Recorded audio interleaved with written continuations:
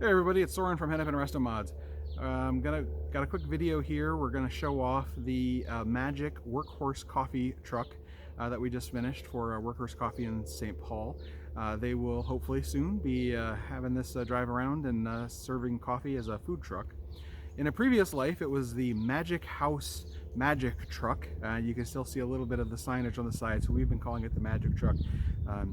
Just because that's kind of fun. So we have Chris here today who's did a lot of the work on this, and he's going to kind of walk through a few of the systems that we put in here and some of the work that we did. So when the truck came in, it was basically functional. It had been sitting for a while, but a lot of things in it were a little bit weird. So we did a bit of work to try to clean up the truck and get things a bit more functional. So not much work done in the back here. This is going to go over to Chameleon Concessions, I believe, to get outfit as a food truck. But it had a large headache rack style wall in here for the cargo. Had a really poor like school bus seat for the passenger. So we've got a really nice Honda minivan seat here for the passenger, an electric version for the driver. We've put shoulder belts in here. This has movable windows in both the driver's door position, even though there's no door there, and the passenger, but they're totally manual. So this goes up and down simply by lifting. And that is functional, but not great. So one of the things we did was put a power window in on the driver's side, and have now an electric window over here. We also came in and redid the heater system that used to sit on top of the dash with some PVC. We have updated that to a system that sits inside the engine compartment. Looks a lot cleaner. We redid the dash, including new gauges. Speedometer is original, but we've got a quad gauge that has fuel, voltage, oil pressure, and water temperature there. That has everything fits in the original gauge. And then we've got this large screen here that is stereo and all the things you would expect in a modern stereo, but also is a screen for the 360 camera system. So that has a camera on the front, one on the back, and one on each side, and basically gives you a 360-degree view around the truck. In this case, it doesn't work quite as well as you might get from a 360 view factory on a brand new car. But basically, you've got visibility for a person walking all the way around the truck, and very helpful in making sure you don't accidentally bump into somebody. So Chris is going to walk through a little bit of the kind of how it works and what it looks like, and take it from here, Chris. Okay. So we have them triggered to your turn signals. So when we apply one of the turn stocks here, it'll actually show the view of the coinciding one. So this would be the left-hand view. And we'll switch over to the right-hand view. And we do have a trigger to the reverse camera. So if you're backing up or if you're trying to get into a tight spot, you'd still be able to see the two side view mirrors, but then you'd be able to see everything behind you. And of course, it does default then to the front camera as you turn it off. So as you can see in the top-down 360 view, right, you can see the ground all the way around. It's not quite perfect in the transitions, but basically you can watch a person walk all the way around.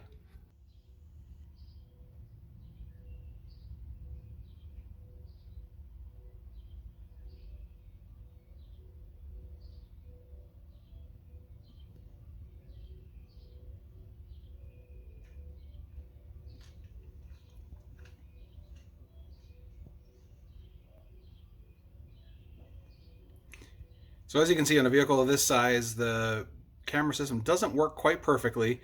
There are a little bit of tiny blind spots in each corner, but overall we get a pretty good view of what's going on around the vehicle in every direction, which is very helpful with a truck of this size, and especially for a food truck where you may be in a place where you've got lots of pedestrians and people around. So one of the coolest features that we have installed in this P30 Chevy van is the e-power steering, because as you can see, it takes quite a bit of effort to turn this over in just standard orientation. So if we turn up this guy here, turn on e-power steering, you can almost fling the wheel as opposed to having to pull in or push and steer. So when this truck arrived, it had functional wipers on here, but they were still the old vacuum style wipers. So one of the things that we did was upgrade to these electrical wipers. These are industrial wipers, so they're much heavier duty than some of the hot rod wipers you might find at places like Summit and Jegs. So this is a kit that we sell. We've got that installed in here. It includes everything you need from the switch, the washer bottle and pump, the wipers, the arms, everything except the blades, since those are custom to vehicles. And so I'll let Chris talk a little bit about the install on these, and then show us these in operation.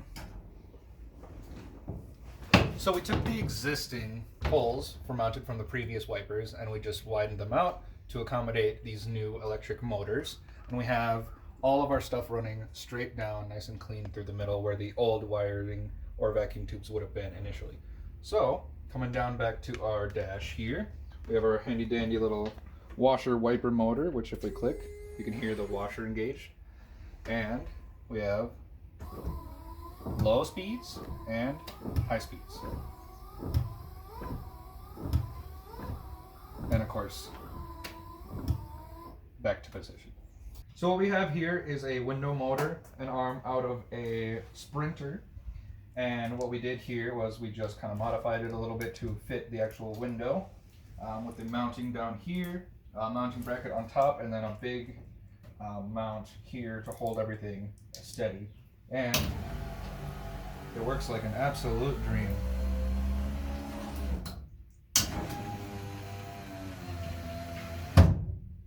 One of my favorite features on the Magic Van here is, of course, the rear bumper. So what we did was we had to chop off the ends a little bit to get it to be the correct width of the actual vehicle. And then, to have another feature yet to the bumper, we chopped it in the middle and repurposed the center portion as a step bar now. So it holds your license plate and of course allows you to step into the vehicle itself. We also have our custom reverse light. We repositioned our license plate light to actually shine on the license plate now, and we added turn signals and brake lights to the back here.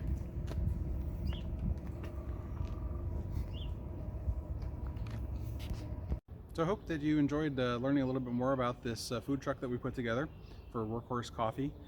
We had a lot of fun doing it, and did some kind of fun tricks in here that we hadn't tried before. If you're interested in having your vehicle come into the shop, or interested in any of the different features that we've added to this truck, please let us know.